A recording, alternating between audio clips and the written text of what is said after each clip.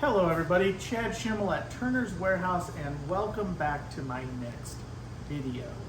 I wanted to briefly talk about dust collection. I posted a picture of this work here. This is about 20 parts cut with a 1/8 inch bit. These are box joints for drawers. And someone asked, did I clean it before the picture? I did not. This is how it ends up after running everything with my dust collector.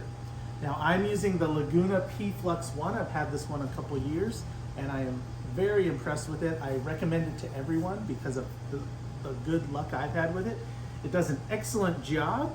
If you ever get a lesser suction, you can clean the main filter and it's like a brand new machine again. And this is evident after a couple hours of running.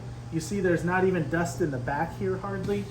I can run all week, couple weeks, and just have minimal dust on the floor to clean up because the dust collector does such a good job of getting the cutting dust out of here.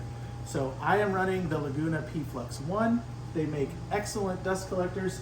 The key with a CNC machine is having a good dust boot, and that'll be dependent on your machine and your setup. So with those two pieces in place, you can have a very clean environment for your CNC. Thanks for watching.